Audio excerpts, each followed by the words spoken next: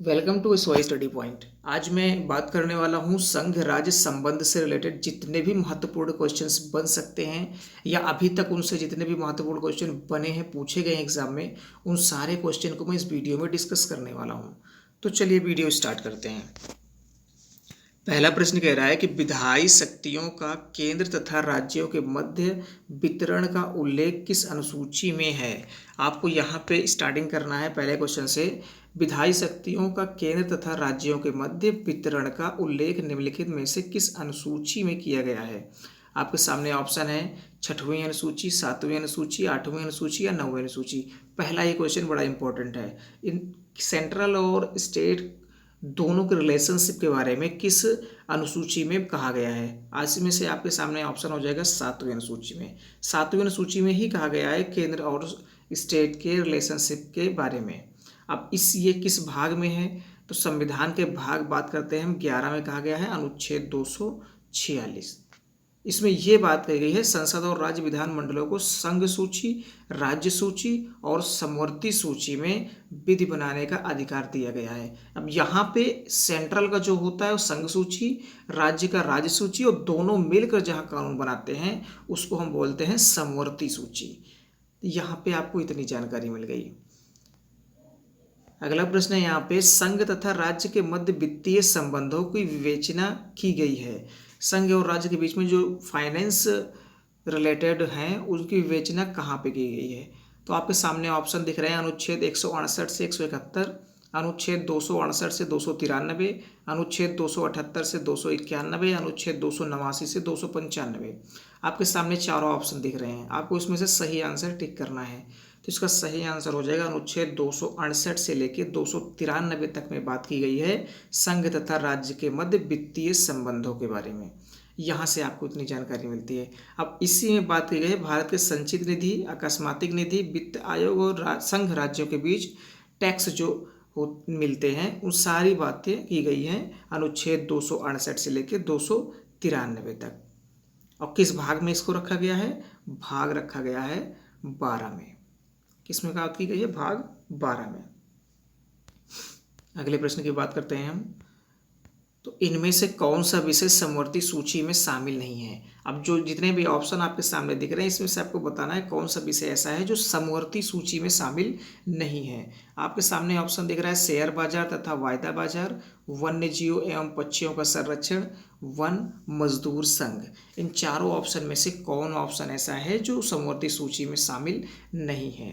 तो आपके सामने सीधा सीधा ऑप्शन दिख रहा है शेयर बाजार तथा वायदा बाजार। शेयर बाजार तथा वायदा बाजार ये जो है समवर्ती सूची में शामिल नहीं है, इसको रखा गया है संघ सूची में। इसको रखा गया है संघ सूची में रखा गया है।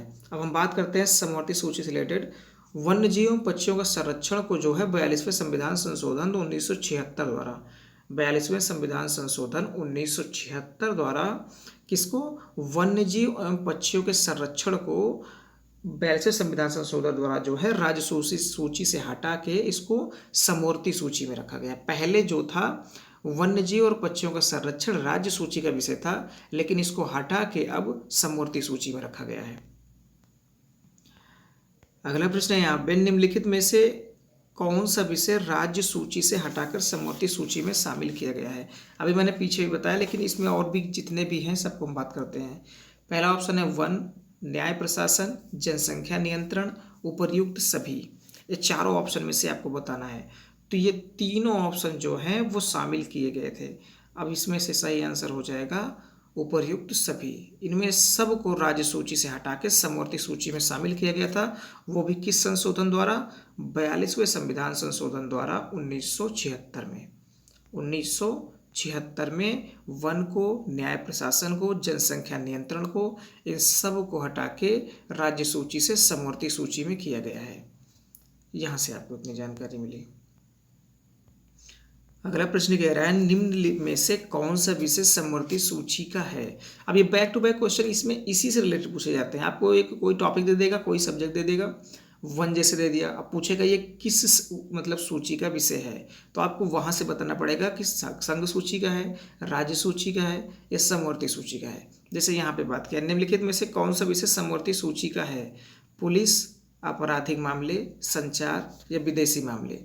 इन चारों ऑप्शन में से आपको सही आंसर बताना है। तो इसका सही आंसर हो जाएगा, समवर्ती सूची का विषय है आपराधिक मामले। आपराधिक मामले जो है ये विषय किस पे है, समवर्ती सूची पे। अब यहाँ पे जो हमारे पास दिख रहा है कि संचार और विदेशी मामले, संचार और विदेशी मामलों को रखा गया है संघ सूची में और पुलिस को रखा गया है राज्य सूची में। यहाँ पे राज्य सूची में पुलिस को रखा गया है, आपराधिक मामलों को समवर्ती सूची में रखा गया है, संचार और विदेशी मामले किसके अंतर्गत आते हैं, संघ सूची के अंतर्गत आते हैं।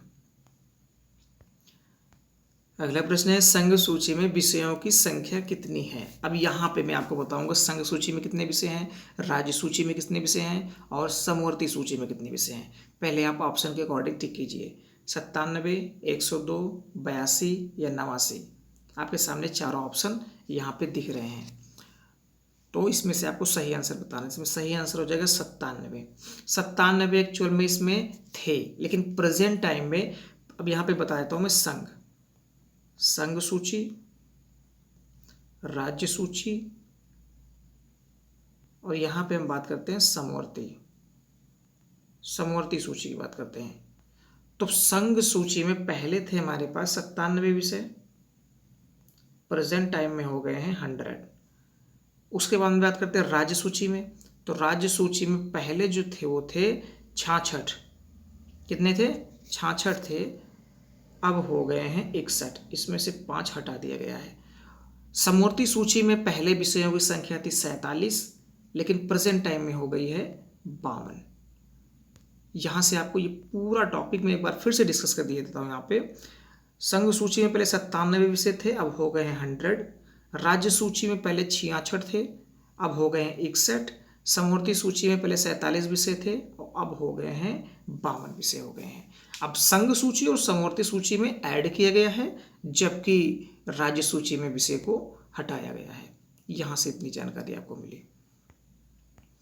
अगला प्रश्न है, अंतर्राज्यीय पर कर लगाने के लिए कौन प्राधिकृत है। कौन अंतर्राज्यीय पर कर लगा सकता है, आपको ये बताना है। आपके सामने ऑप्शन दिख रहे हैं, राष्ट्रपति, वित्त मंत्री, संसद या इनमें से कोई नहीं। तो बेसिक सी बात है, अंतर्राज्यीय पे अगर कर लगाना है तो उसमें कौन लगा सकता है, कौन किसके माध्यम से, संसद द्वारा कानून बनाया जा सकता है, जो कि केवल और केवल संसद द्वारा बनाया जा सकता है। और कि किससे रिलेटेड है ये, इस संघ सूची का विषय है। अंतर्राज्यीय पर टैक्स लगाना है संघ सूची का विषय है, और इस पर रूल्स जो है, इस पर कानून बनाने का अधिकार किसके पास है, संसद के पास है। अगला प्रश्न कह रहा है यहाँ पे, भारतीय संविधान का अनुच्छेद 249 संबंधित है। अब 249 किससे संबंधित है, लोकसभा के विघटन से, राज्य सूची के विषयों के संबंध में संसद की विधायी शक्तियों से, संसर्ग की प्रशासनिक शक्तियों से, इनमें से कोई नहीं।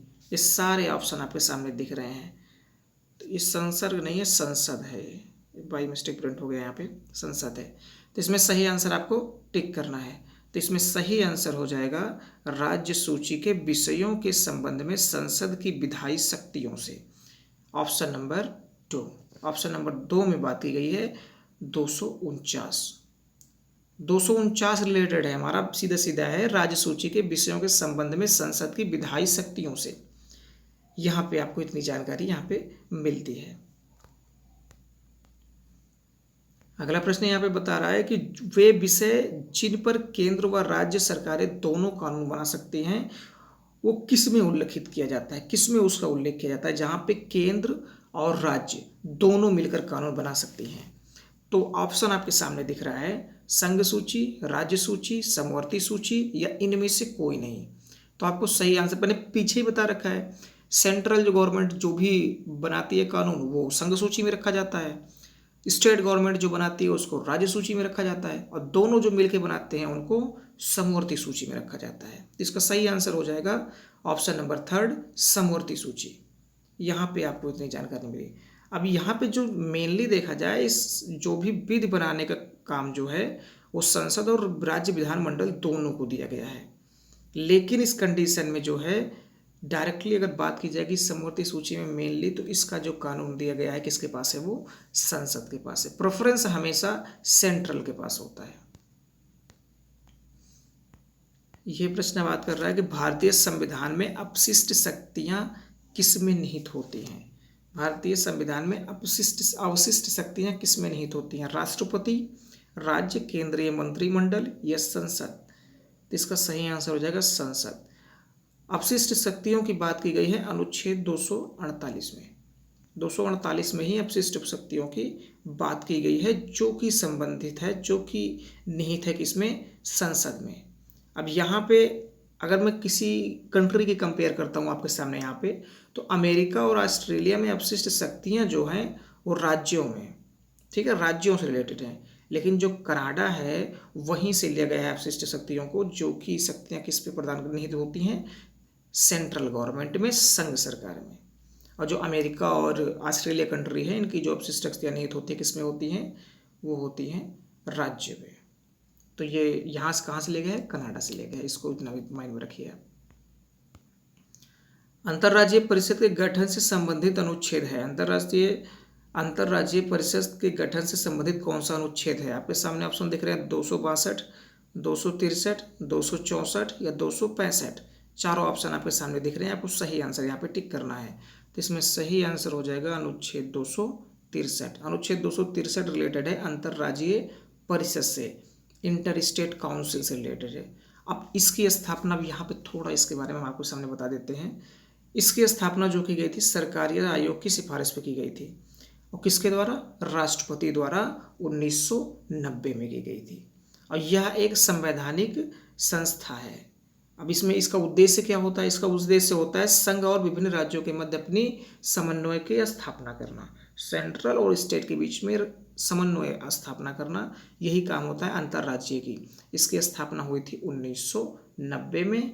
किसकी सहायता से? सरकारी आयोग। सरकारी आयोग आप सुने हैं, बैक टू बैक क्वेश्चन इसमें पूछा गया है। सरकारी आयोग किससे रिलेटेड है? तो सरकारी आयोग रिलेटेड है संघ और राज्य के बीच में संबंधित रिलेशन अंतर्राज्यीय परिषद से। इस प्रश्न में बात की गई है कि क्षेत्रीय परिषदों का सृजन हुआ है। अब यहाँ पे आपको बताना है क्षेत्रीय परिषदों का सृजन हुआ है, रीजनल काउंसिल का सृजन हुआ है संविधान द्वारा, संसदीय कानून द्वारा, राष्ट्रीय विकास परिषद द्वारा, या इनमें से कोई नहीं। चारों ऑप्शन आपके सामने दिख रहे हैं। तो क्षेत्रीय परिषदों का सृजन जो हुआ है वो संसदीय कानून द्वारा हुआ है, संसदीय कानून द्वारा हुआ है। तो अब यहाँ पे थोड़ा सा बात करते हैं संसद द्वारा पारित अधिनियम जो आया था कब? 1956 में, 1956 में आया था, जिसमें 5 क्षेत्रीय परिषदों की स्थापना की गई थी। अब ये पांचों क्षेत्रीय परिषद कौन कौन से हैं, हम इसमें आपको बात करते हैं। तो जब 1956 में 5 क्षेत्रीय परिषदों की स्थापना की गई थी, उसमें से दक्षिण, यहाँ पे मैं थोड़ा लिखने का प्रयास करता हूँ, दक्षिण एक हो गया, उत्तर, दक्षिण, उत्तर, मध्य, पूर्व, और उसके बाद में पश्चिम। इन 5 क्षेत्रीय परिषदों की स्थापना की गई थी कब? 1956 में। ये पांचवी मतलब इन सब की, अब यहाँ पे इसके अतिरिक्त जो 6वीं क्षेत्रीय परिषद है इसको भी जोड़ा गया है कब? 1971 में। ये कौन सी है? 1971 में जोड़ा गया है। ये है कौन सी? उत्तर पूर्व। उत्तर पूर्व, इसको कब जोड़ा गया है? 1971 में जोड़ा गया है। और ये सारे जो आते हैं किसके अंतर्गत आते हैं? गृह मंत्रालय के अंतर्गत आते हैं, गृह मंत्री के अंतर्गत आते हैं। वो भी कहाँ के? सेंट्रल के, केंद्रीय गृह मंत्री के अंतर्गत आते हैं ये जितने भी क्षेत्रीय परिषद के बारे में बात की गई है। हाँ, आज का वीडियो आपको कैसा लगा संघ और राज्य संबंधी रिलेशन के बारे में? आप अपना सुझाव जरूर कमेंट बॉक्स में बताइएगा। और वीडियो से रिलेटेड जो भी क्वेरी होगी, जो भी आपके इश्यूज होंगे, क्वेश्चंस होंगे, उसको आप कमेंट बॉक्स में जरूर बताइए। और कम्युनिटी टेक्स्ट में जो भी लगाता हूँ, जो भी क्वेश्चन मैं डालता हूँ वहाँ पे, उसके आंसर के साथ साथ आप उससे रिलेटेड जितनी भी जानकारी आपके पास होती है उन सारी जानकारी को आप कमेंट बॉक्स में जरूर लिखा कीजिए। इससे आपका रिवीजन भी हो जाएगा और थोड़ा सा मोटिवेशन भी मिलेगा। अगर आपको ये वीडियो पसंद आया तो इसको लाइक करते हुए अपने दोस्तों के साथ शेयर कीजिए। और चैनल पर नया विजिट किए हैं तो इस स्टडी पॉइंट को सब्सक्राइब करके बेल आइकन जरूर प्रेस कर दीजिए, जिससे नई आने वाली वीडियो की नोटिफिकेशन आपके पास सबसे पहले आ सके। Thank you for watching this video.